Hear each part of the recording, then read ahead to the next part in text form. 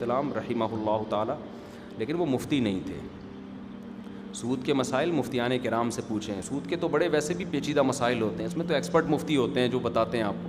تو قسطوں کے کاروبار تو سود ہو ہی نہیں سکتا۔ میں نے بھی وہ ڈاکٹر صاحب کی اسپیچ سنی ہے جس میں وہ کہہ رہے ہیں میری رائے میں یہ بھی سود ہے، لیکن وہ بالکل اس کی کوئی حیثیت نہیں ہے۔ باقی انہوں نے جو دین کے کام کیے ہیں، ہمارے یہاں جب کسی ایک سے کسی بات پہ اعتراض کیا جائے تو لوگ سمجھتے ہیں میں اس کے اگینسٹ ہوں۔ ان کے قرآن کی بڑی خدمت کی ہے انہوں نے۔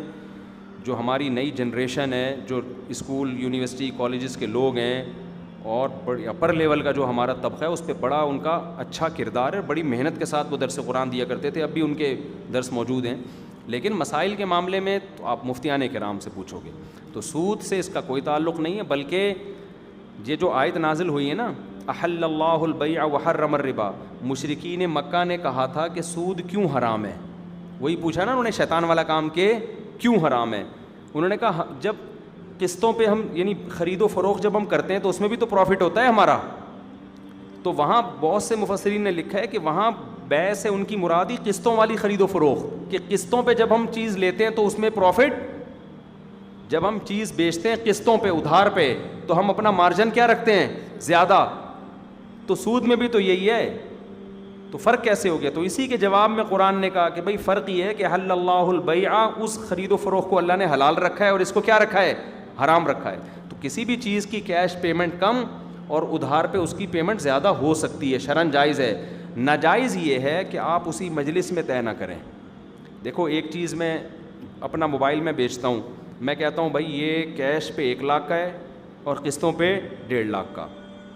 آپ چلے گئے موبائل لے کے کہ ٹھیک ہے کل پیسے لے آیا تو 1 لاکھ دے دوں گا، اور اگر نہیں لایا تو سمجھنا 1.5 لاکھ۔ یہ حرام ہے۔ اسی وقت طے کرو کہ 1 لاکھ والی پیمنٹ پہ لوگے یا 1.5 لاکھ والی، اسی وقت طے کرو۔ اور جو ایک دفعہ طے ہو گئی اب اس میں کمی بیشی نہیں ہو سکتی۔ مثال کے طور پر آپ نے کہا میں 1.5 لاکھ والی پیمنٹ پہ سودا کر رہا ہوں اور میں 1 سال میں پیمنٹ دوں گا۔ میں نے کہا جی ٹھیک ہے، موبائل لے جا بھائی، ضمانت کے طور پہ کوئی بھی ڈاکومنٹ جمع کرا دو، 1.5 لاکھ لے آنا۔ کل آپ آئے کہہ رہے ہیں یار ایسا کر، یہ 1 لاکھ پکڑ اور باقی قسطیں معاف کر۔ اب نہیں ہو سکتا، سمجھ رہے ہو؟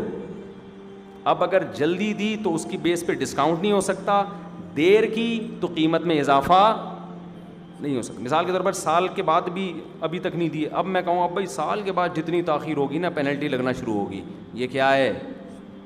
ناجائز ہے، بشرطے کہ وہ پینلٹی آپ کے پروفٹ کا حصہ ہو۔